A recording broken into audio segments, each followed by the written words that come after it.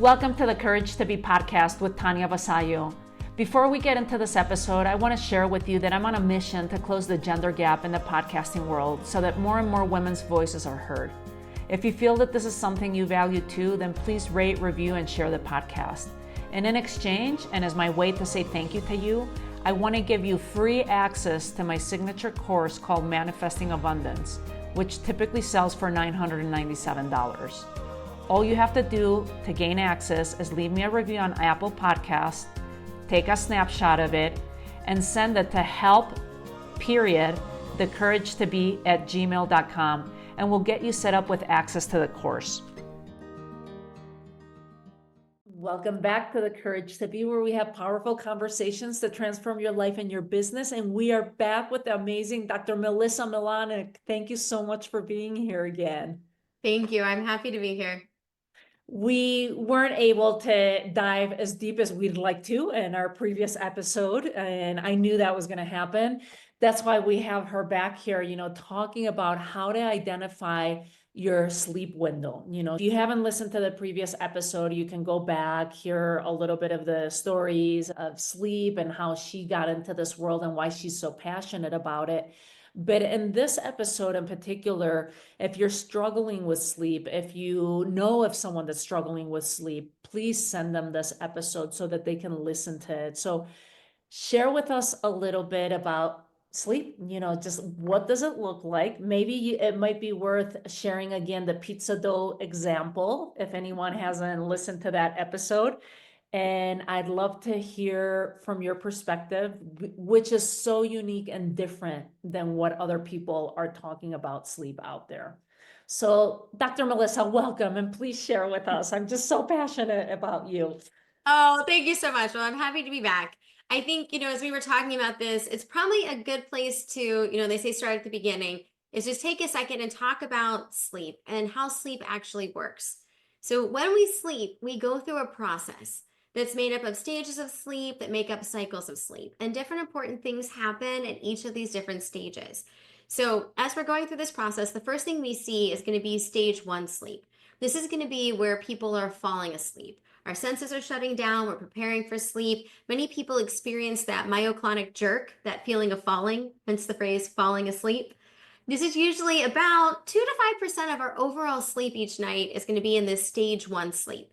Then we hit stage 2. Think of this as a transition stage. You wouldn't shift from first gear to third gear in your vehicle without going through second. We need something that's going to help us to go back and forth between our body healing itself and our brain healing itself.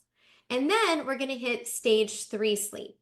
Now, this where people are wearing their wearables, or if you've done the sleep studies, and we can talk about all those things, but sometimes you'll hear people talk about something called deep sleep or slow wave sleep. That's the stage 3 sleep. And that's where the body is healing and repairing itself. And so what we see is the first cycle of sleep of that stage 1, stage 2, stage 3. This cycle, most cycles of sleep last about an hour and a half to 2 hours. Now you'll notice that in that first cycle of sleep, we didn't say anything about the brain or the brain healing or how any of that was working. And so once we get through the first cycle, when we're going to have our second cycle of sleep, we don't have to have stage 1 again because we're already asleep. So now we're going to see that replaced with the first instance of REM sleep, rapid eye movement sleep. And so this is where we're going to see everything that our brain needs to heal and repair, that mind repair. So we're going to see our brain going through and clearing out all of the toxins that have built up throughout the night. We're going to see all of our cognitive processes, our memory, attention, focus, concentration, everything and even our emotion regulation. A lot of this is happening in REM sleep. Also, what happens in REM sleep is the majority of dreaming. And there's lots that we can talk about with dreaming. But whenever I talk about this, I do, just because we talk about how sleep and health are related, whenever we're dreaming, our body is going to go into a paralysis to protect ourselves. If you've ever seen the dog that looks like it's moving its legs and chasing the squirrel, we don't want to act out our dreams because we don't want to hurt the person sleeping next to us or throw ourselves out of bed. And so while that paralysis protects us, what's happening is our muscles aren't getting tight and tense. It's just they're losing all muscle tone. It's like when you picked up your young child, they felt like that floppy sack of potatoes and everything. So it's great to not act out our dreams. But what's happening during this time is that now our muscles are going to collapse because they don't have any tightness. And so this is why so many people end up experiencing sleep apnea episodes during REM sleep, because when the muscles in the neck collapse, it's going to put more pressure on the airway, which causes more of an obstruction. So that's what obstructive sleep apnea. And so that's why people that have sleep apnea tend to experience more of those episodes during REM sleep, which in turn, then the body will wake them up every time they hit REM sleep because it wants them to start breathing again. And so that's why people that have untreated sleep apnea tend to have a lower percentage of the time that they spend in REM sleep, which means we start to see more impact on their brain health and their memory and feeling more tired, and so that like grogginess and the kind of brain fog and such. So sleep apnea doesn't just impact your physical health and your heart health, but it can also impact your brain health, which is why there's now a higher connection between untreated sleep apnea and early onset Alzheimer's and such as well. So So for the rest of the night, we're going to go ahead. Did you have a question on that? yeah, before you go on with the sleep, well, I'll come back to it. I was going to ask you about like, how do we identify sleep apnea? Because I've always heard that it was more, people that might be overweight, but is that true or is that a myth? Like, can someone that's not overweight still suffer from sleep apnea? So someone that is not, you can still have sleep apnea even without being overweight. So being overweight is one of the contributing factors, because when we're overweight, we have more fat in the neck area. It's going to be harder in terms of, if we're thinking like with that airway, and in terms of like when the muscles are collapsing in a more restricted area. So yes, weight definitely plays a role. And there is a percentage of people that have sleep apnea that are overweight. And that's why they're looking at treating weight and obesity and other treatments and such to help when you lose weight. A lot of people will have less instances of those sleep apnea episodes, those apnea and hypopneas. But there is still a significant percentage of people that can be very thin and not be overweight that still experience sleep apnea. Sometimes it can be face shape, for instance. If you have somebody that has a more of a longer oval face, and there's a much more of a severe with the palate, and when they're sleeping, where does the tongue sit? They're sleeping on their back and the tongue is falling further back. That can cause obstruction for the air to come in to be able to breathe. There are lots of things that can contribute to it. So it is important to note that just because you're not overweight doesn't mean that you couldn't be at risk for it. And so that's why we want to pay attention. Think of the people that, for instance, if you're snoring, yes, not 100% of people that snore have sleep apnea, but a very high percentage do. So snoring can be an indication, because think of what snoring is. The air is hitting some type of obstruction instead of just smoothly going into the lungs. So something is blocking the air, and your body's having to work harder to get oxygen and air into the lungs. Well, maybe you don't have full sleep apnea where you stop breathing, but you could, that your body's having to work harder to get that air and that oxygen. So you're not getting as much rest out of your sleep because your body's working harder, or your oxygen levels may be dropping. That's why people sometimes experience what are called hypopneas instead of just apneas, where it may not be that they stop breathing, but they're not getting as much air and as much oxygen. And so it's harder for the body to have to work to breathe. There's also something called centralized sleep apnea, which has nothing to do with obstruction. And it has to deal with things that are happening in the brain, and the brain stopping you from breathing and then restarting. So that's why sleep apnea is much more in depth. There's much more that in terms of complication of what it is. And so if you're finding that, for instance, you maybe are sleeping all the way through the night and you're sleeping a good 8 hours, but you're waking up and you still feel exhausted, that could be an indication, because your body's having to work so hard to breathe that you're not getting the full rest and relaxation. For people that wake up in the morning and they have like a little bit of a brief headache that kind of goes away, that can sometimes be an indicator. Even just the fact that if you're waking up, maybe you sleep the first few hours, 3, 4 hours, but now you're waking up every hour and a half to 2 hours every time you're hitting that REM sleep, that could be an indicator that your body's waking you up to start breathing again. So there are lots of reasons, especially once we hit kind of our 40s and our 50s, earlier than we'd think, that if we're starting to notice these changes in our sleep and our exhaustion when we wake up and feeling fatigued, it wouldn't be a bad idea to get a sleep study. And if you're not willing to go into the lab to do one, you can do them at home now in the comfort of your own bed, and still be able to track for your health, for your brain and your body health. Thank you for that. I didn't mean to interrupt you because you were in a rhythm with the different stages, but I'll come back to it. So let's continue with that. So we have you were saying the last Yeah. part of the cycle with the REM, right? No problem. I mean, these are all important. That's why we said from the beginning, there are so many different trajectories that we can go down when we're talking about sleep. But so basically, as I was talking about REM sleep, and that's where our brain heals and well, the majority of dreaming is occurring, emotion regulation. Basically, what's going to happen throughout the rest of the night is that we're going to go back and forth between our body healing itself and our brain healing itself. And so at the beginning of the night, we're going to spend a lot more time with that physical body healing itself. It's a survival thing. If I'm hiking in the woods and I hear a rustling in the trees, I want my legs to be healthy enough to run away. If my brain is sharp but I can't protect myself, I don't survive. And the reason that's so important is that for many people, they're not getting the full amount of sleep that they need. So they'll wake up after a few hours and they feel relatively rested because the body healed, but they maybe were cheating their brain out of the healing that it was needing for its healing and repair and memory and focus and all of those pieces. So when we're sleeping, it's important that we get the full amount that we need so that our body and brain can heal itself. And that's where that magic number comes into play. Because if the typical sleeper gets around 4 to 5 cycles, well, if you cycle through at about 90 minutes at a time, well, an hour and a half to 3 hours to 4.5 to 6 hours to get through 4 cycles. But if you're a 2 hour cycler, 2, 4, 6, 8 to do the same thing. So just like metabolism, where two people need, look the same, but they need different amounts of calories, it's the same thing where we may need different amounts of sleep based on how our body processes that. And so that's where it plays the role of how much sleep do we need? Are we getting the right amount? So 20 to 25% of our sleep each night should be spent in deep sleep with our body healing and repairing itself. And ideally 20 to 25% should be spent in REM sleep with our brain healing and repairing. Now, we might see some variations of this, but that's the generality to know that we're getting the right true amount of sleep. And every time we wake up, we have to start all over again.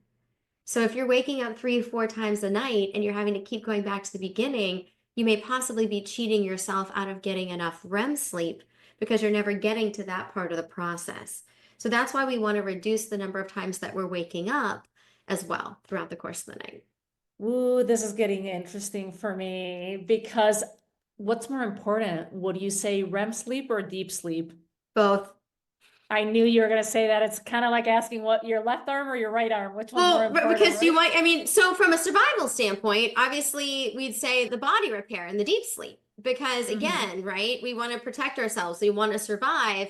I need to be able to run away or heal or do those things. But if my Mhm. brain isn't able to heal and repair, if you get to the extremes where I'm fully functioning and my body's healthy, but my brain has declined, my cognitive performance, my memory, my emotion regulation, some people would argue about the quality of life with those different pieces. And that's why our bodies and brains are set up to have both be healing and repairing so we can achieve that full quality of life and really optimize our performance in all different aspects of life. That's why it's so important to prioritize our sleep so that we're getting the full amount that we need.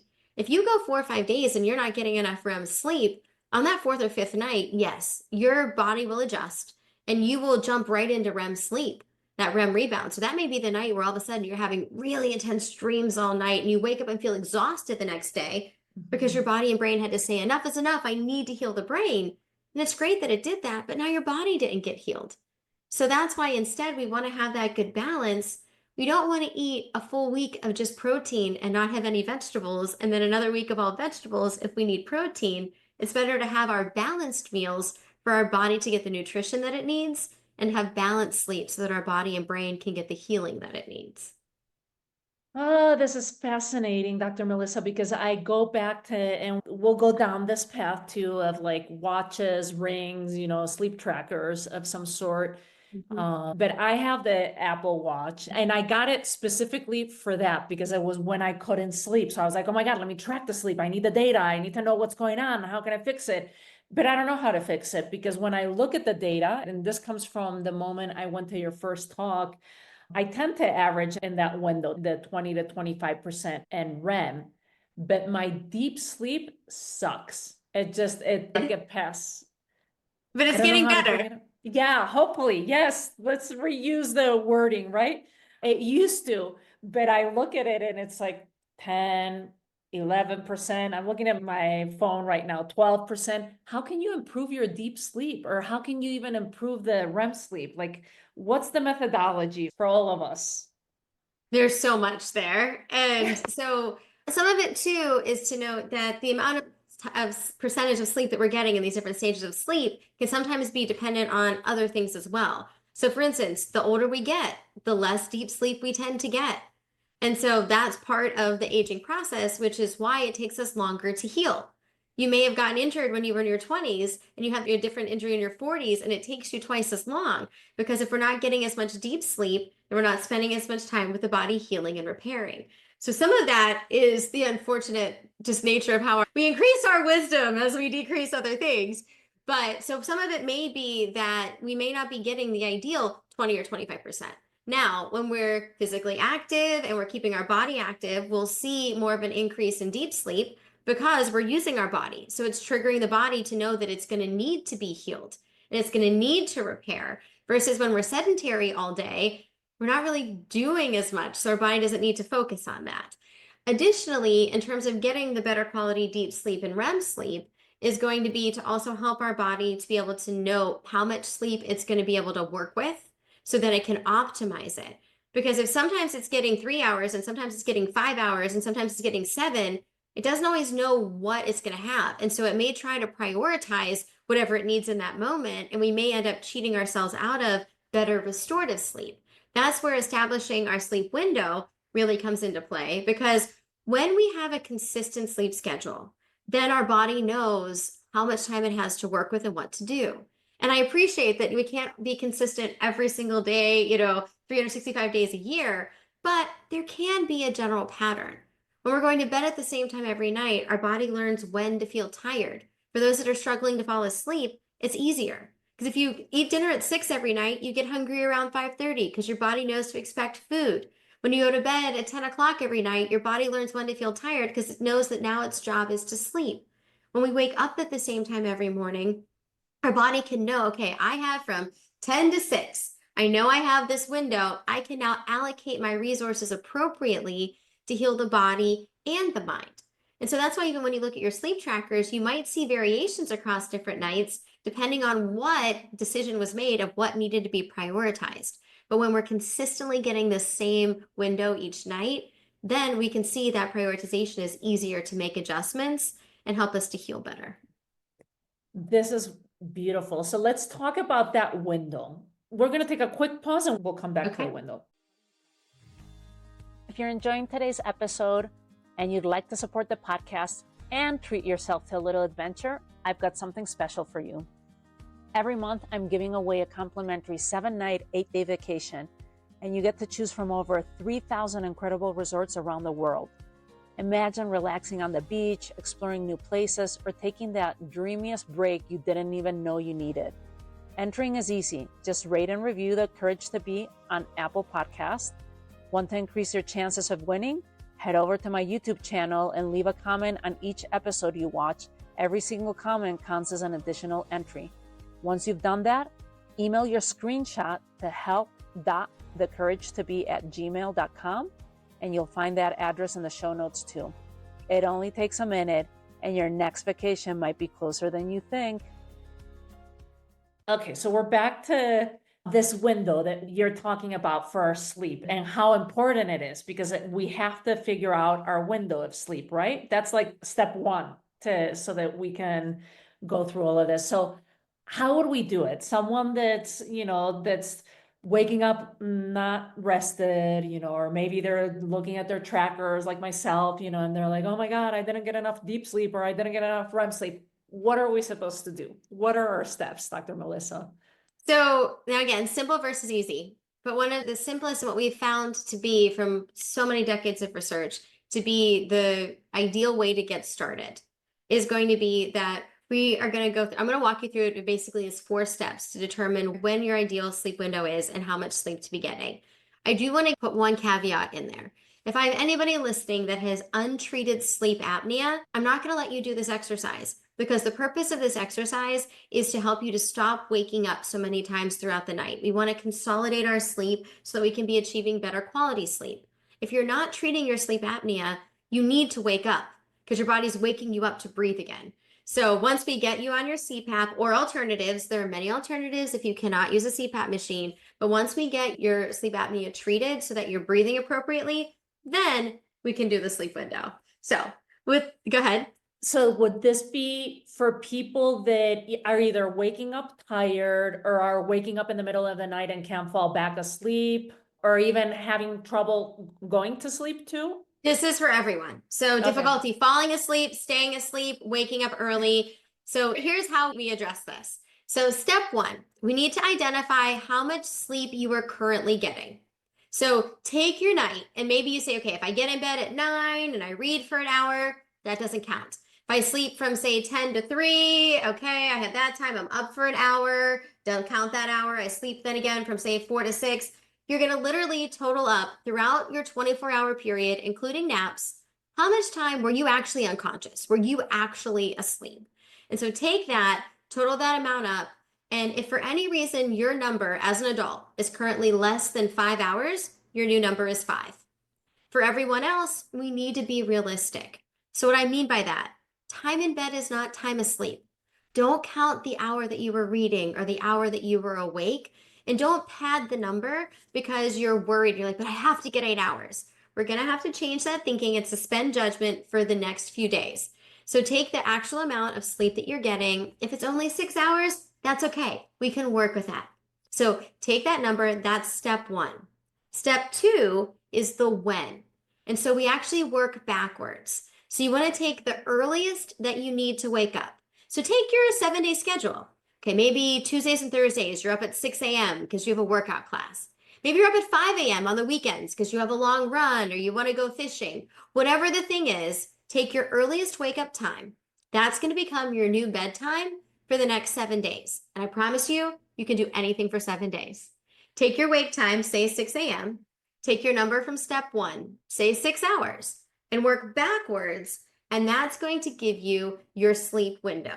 So that means if I'm doing that, 12 midnight is going to be my new bedtime. Now, I'm not depriving you of sleep because you're getting 6 hours and I'm giving you a 6-hour window. But if that feels too late, I can make it adjusted, make it 11 to 5 or make it 10 to 4. But I'm not going to stretch the window just because I want to get more sleep. And with the example that I shared in the earlier podcast episode, it's just like taking pizza dough. And when you stretch it to make it fit into a bigger pie pan, you're going to make it fit, but there will be holes and gaps because there's not enough to fill the entire space.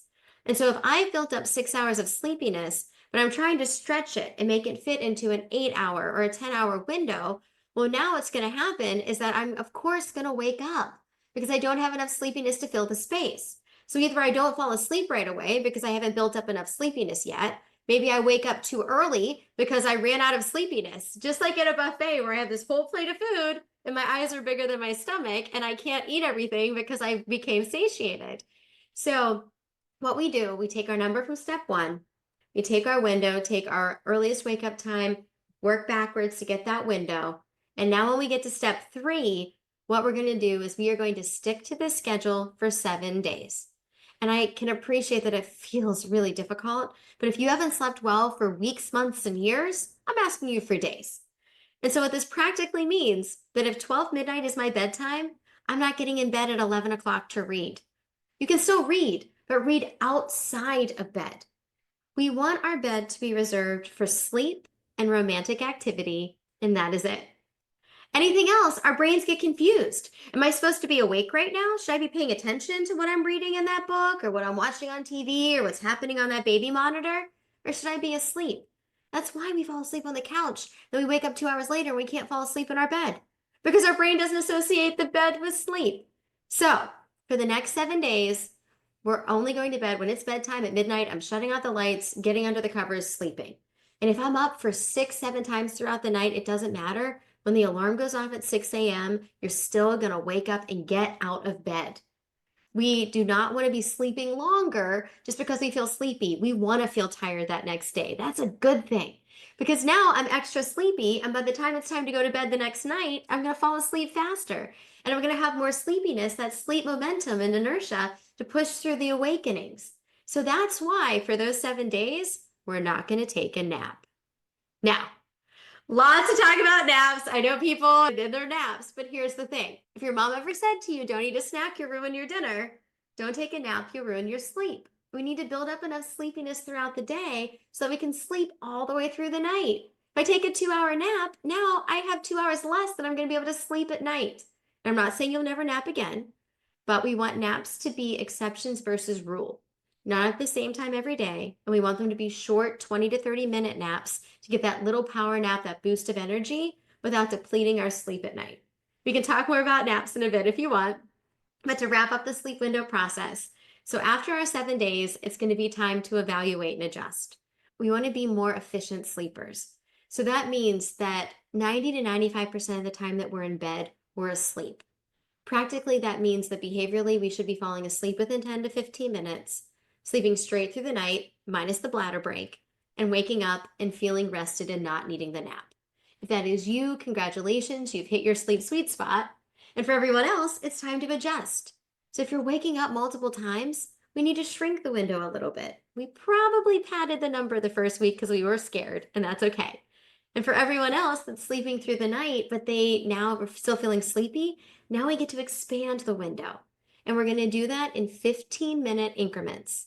15 minutes is enough to adjust your entire sleep schedule. So that means that we did 12 to 6 for the first 7 days. Now we're going to do 11:45 to 6 and do that for 7 days. And then 11:30 to 6 and do that for 7 days until we hit the sweet spot that we're falling asleep within 10 to 15 minutes, sleeping straight through the night minus the bladder break, and waking up and feeling rested.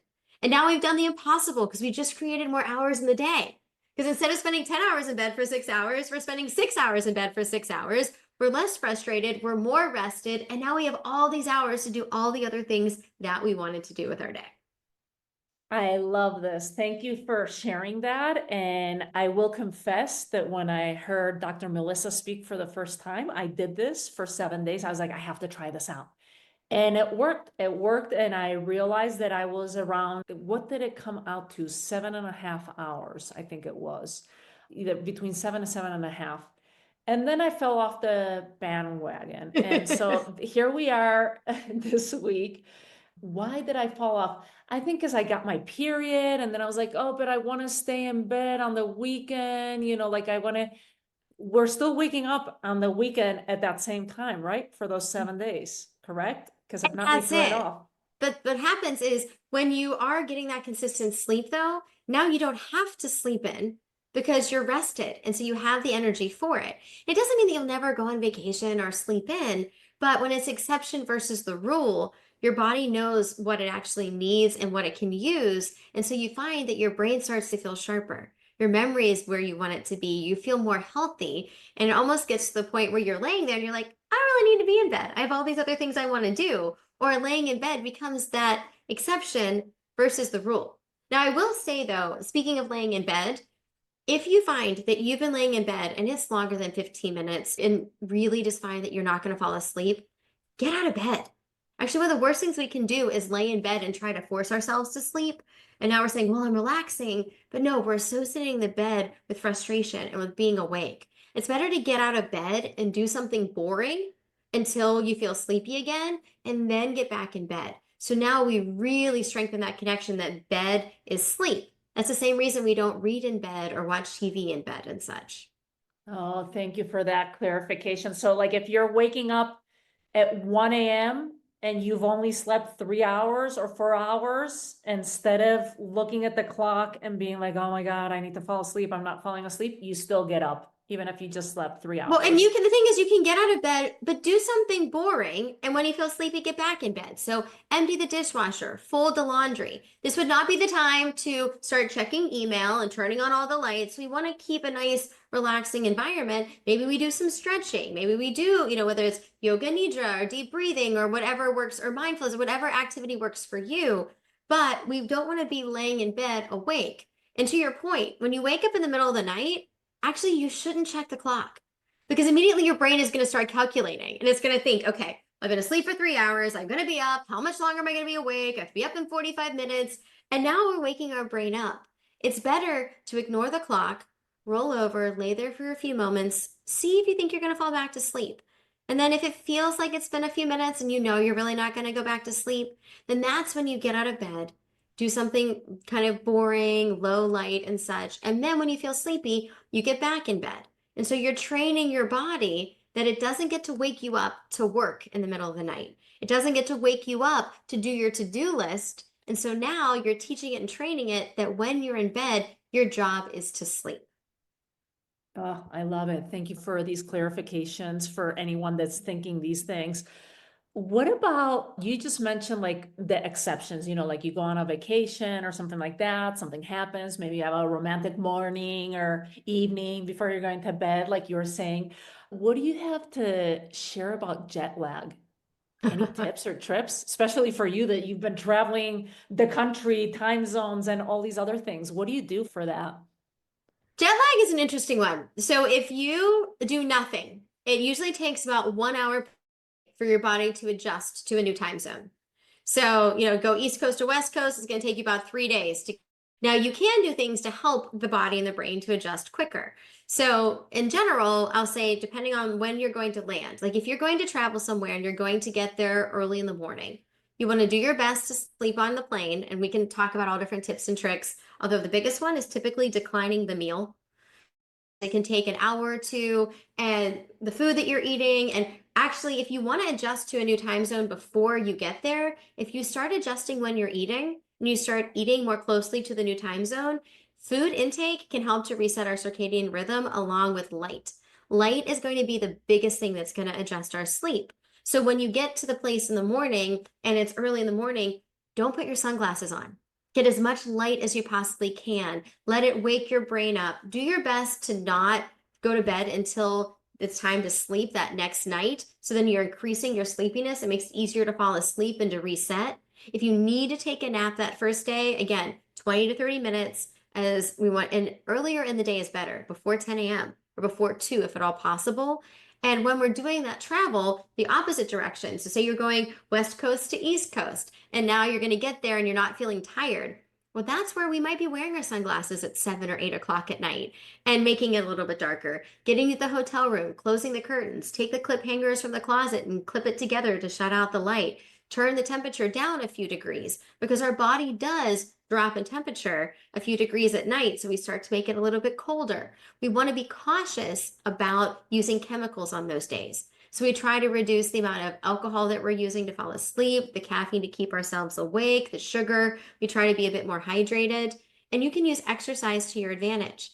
So if you're going to get to the place and you're not going to feel as tired, that's the great day to exercise before you get on the plane or exercise when you land to build up a bit more exhaustion in the body and sleepiness to help to override some of that as well.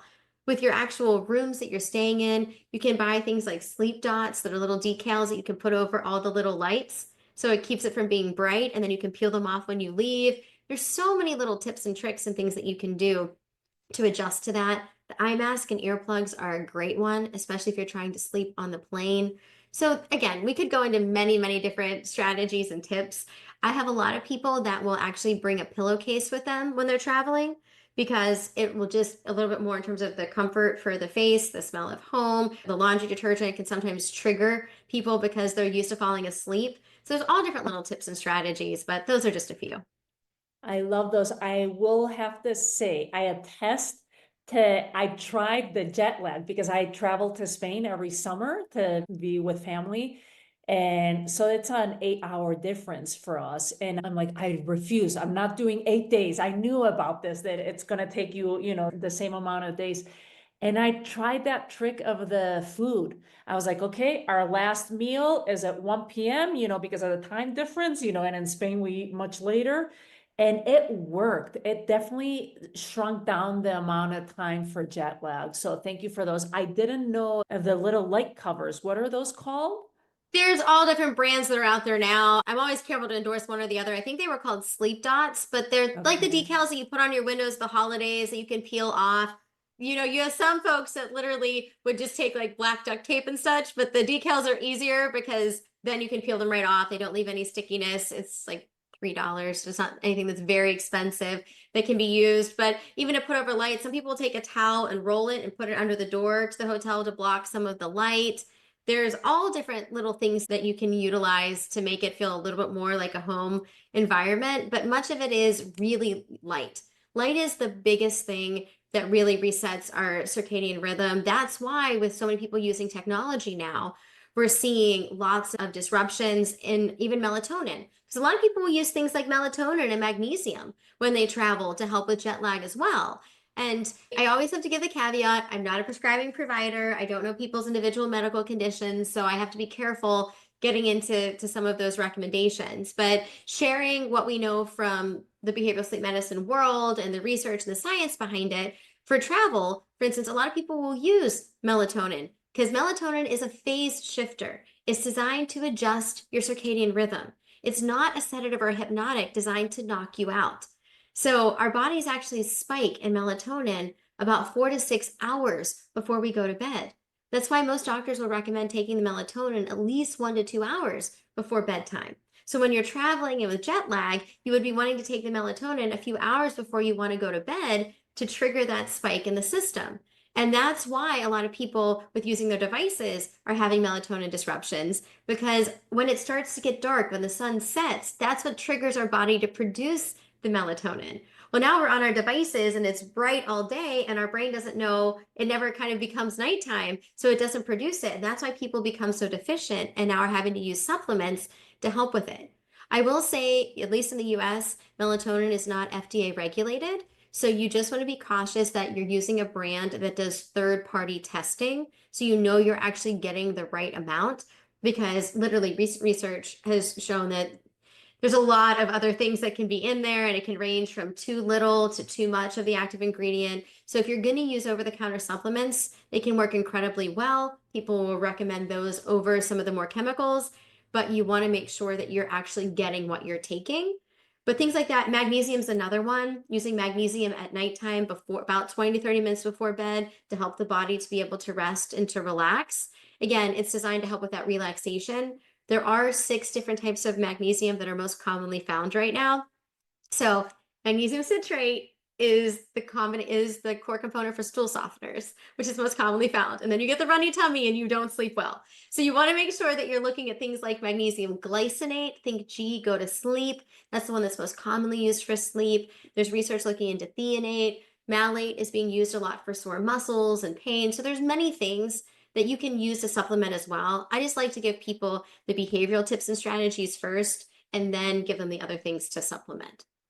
And that's so fascinating. Thank you for sharing that, because if you're supposed to take melatonin about 2 hours before sleep and magnesium 20 to 30 minutes before sleep, I know there's some mixtures that have magnesium and melatonin. So it's like, do you You're taking want one to too take? early or one too late based Yep. on the recommended usage. Now, if your doctor, your prescribing provider, is telling you to take it differently, obviously there's a reason to do that, right? I always will say that's why it's important to check with your doctor, look at interactions, look at different medications. But in terms of just the general high level of how is it usually ideally used, that's why the melatonin is usually set at least 1 to 2 hours before bed, if not sooner, and the magnesium much closer to bed. And exactly to your point, now we have all these things mixed together, and sometimes we're not getting the full benefit that we could be. And then people take more and more, and then you take these higher dosages. That's why some people are finding with melatonin, their body's not producing it anymore because they're taking too high of a dose. And so the body is just relying on the external instead of internally producing it. So we just want to make sure that we're not making matters worse instead of better. Same thing with let me have a few drinks to fall asleep. Yes, you may feel that it relaxes you and makes you rest, but sedation is not sleep. So just because you're unconscious doesn't mean that you're getting the restful sleep that your body needs, and now you may wake up more. Or caffeine's great, we love our coffee, but it can take up to 8 hours for your body to process it back out. So those are more the things that I think people can sometimes Google and look up, and it's all important to look at it comprehensively, but we want to make sure that we're not just doing one part of the puzzle. Thank you for clarifying all of this, because like you're saying, if your medical, if your doctor is prescribing something, then follow their advice. But I feel like a lot of these things, I include myself, are self-prescribed. It's like, oh, okay, well, let me try melatonin and what dose? I have no idea. Okay, let me try, CBD. Let me try all these different things. And Again, to me, one of the biggest ahas meeting you and having you as a guest on the podcast has just been learning to change my behavior with sleep and the association of my brain with sleep and kind of educating my brain, basically training my brain on how to do this. I have two more questions. I know, like I said, I think I'm going to have you come back on another episode, Dr. Melissa, because it feels like there's not enough time for all the questions that I want to ask. You mentioned earlier about for those that can't do the CPAP, for sleep apnea and that they don't want to go test up to a clinic. What's the recommend? Like, how can they test for that at home? Is that something that they would do through their primary care physician? Like, how does that work? So to do a sleep study, usually, I mean, so your GP can make recommendations. Usually, most of the time, they will connect you with somebody in pulmonology, a pulmonologist, so a doctor that specializes in breathing. And so they can have you, usually you'll do an initial consult. You'll share with them what their concerns are. Do you think it's sleep apnea? Could it be other conditions like restless leg, periodic limb movement? I mean, there's REM behavior disorder. There are people that don't go into the paralysis, for instance, and they can injure themselves or other people and throw themselves out of bed and such. That's a whole other episode. We could talk about other sleep concerns and things that come together. But you can see the doctor, they'll do a consult, and then usually they'll recommend you for a sleep study. You can do the sleep study either in the lab in the hospital, or they can actually give you a prescription to have a sleep study done at your house. And they'll mail you the machine and the instructions. They show you how to set it up. You sleep in your own bed, then you box it up and mail it back in. So a lot of times your general doctor and a pulmonologist will do that. You can also go an alternative route and go through a dentist. Now, not just a general dentist, but there is the American Academy of Dental Sleep Medicine, AADSM, and they have dentists that have done additional training and certifications to learn about disordered sleep breathing. And because there's a lot of it that deals with dental. So, for instance, what is the mouth shape for where the tongue can sit, for instance, and think of floppy phalangeal tissue and longer uvulas and a lot of things that are involved between ENT and otolaryngology and dentistry.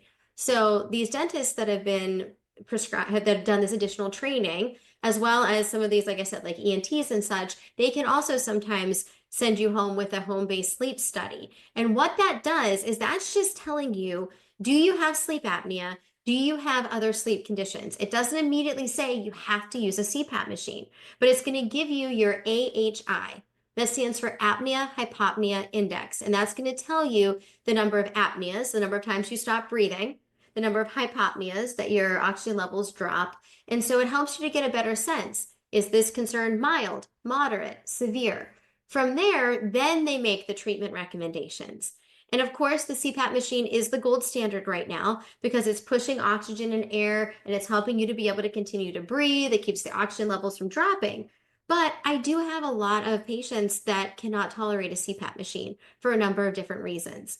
And so then that's where, for instance, you might see an AADSM dentist and they might make a customized dental appliance, a mouth guard that you wear that shifts the jaw position, that when you're sleeping, it helps to keep the airway open.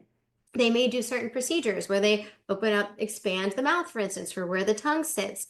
There are laser treatment called night laser. It's night laser without the R, where it's literally a laser that they do on the back of the throat and it helps to stimulate collagen production. No cutting, no bleeding. Some people will do other surgeries where they might have deviated septums and work with an ENT and a maxillofacial surgeon to help with the deviated septum to open up the airway so they can get more oxygen, taking out tonsils or adenoids. There are many different alternatives if somebody truly cannot tolerate the CPAP machine. But the first step is just do the study to be able to figure out what we're working with. So then we can make customized recommendations for you. And even just, I have some people that change the way that they're sleeping. Like when you're sleeping on your back, your neck becomes elongated. A lot of people snore most in that position and have the most of those episodes.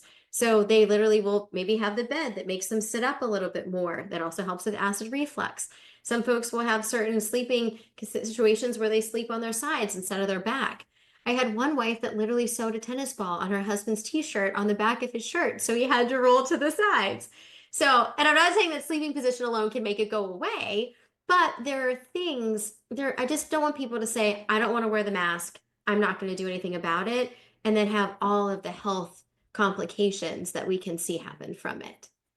Oh, this is great. So for There's so much. anyone, yeah, if you're feeling that you don't have that lack of sleep, go back, like she was saying, like Dr. Melissa was saying, just don't check yourself out like, oh, I'm not overweight. I have an uncle that's super skinny, super healthy. He's 80 and he does need this. He has sleep apnea. He needs the machine. So there's a couple more things that I was going to ask you with this, and we haven't even gotten to trackers. We haven't gotten I to know. the subconscious mind. We have to definitely do it. Technology, Yes, pets, kids, all the there's things. so many. Dr. Melissa, we'll definitely have you on for more details and see if you do have questions or ideas that are coming to you. Please, the only place that you can comment right now is on YouTube. You can't comment on the podcast episodes on iTunes or on Spotify. So jump over to YouTube. If you're listening to this episode, look for this episode in YouTube and put some comments in there for us, and we'll craft another episode with any questions that you might have, particular questions that I might have not thought of. But I have two in particular. One is, for a while, I was doing the tape over the mouth. Is that good or bad? Is that horrible? I see your face. She's cringing. I don't think it's a good idea. Anyone that's doing the tape over their mouth.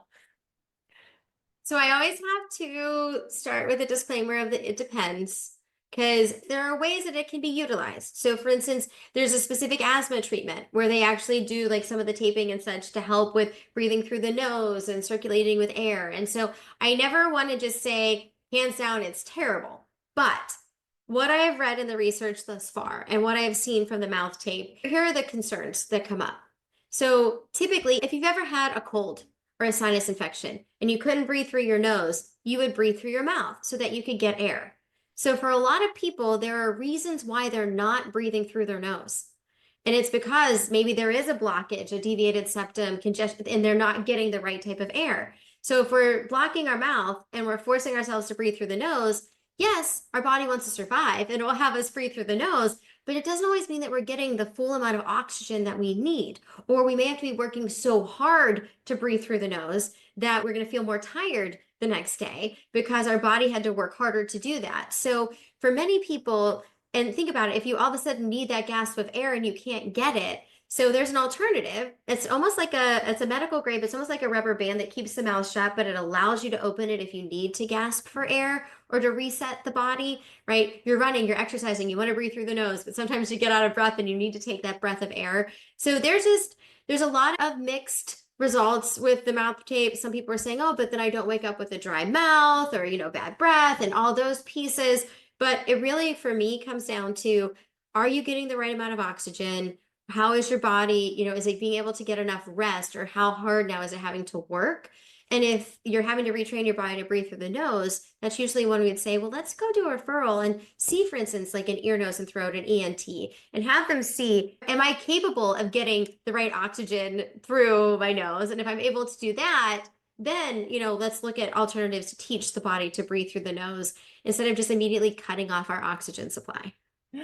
Love it. That's why I say more questions keep popping up. I'm like, oh my God, what about pillows? We haven't even talked pillows, Pillows, mattresses, all the things. Oh my God. I have way too many questions that I have to write down here for our next episode. We have trackers, pillows, mattresses. And I also want to ask you about, because you mentioned in the last episode about our brain solving problems. So why not feed it? We could do a whole episode on just why not feed our brains. It's Dr. Dan Matthews. When I was doing a series on the Think and Grow Rich book, he recorded, because of the power of the mind, he's a theologian as well as a scientist. And so he talks about the power of the subconscious and the brain. So what he did is record his own voice. You can go listen to that episode of Dr. Matthews.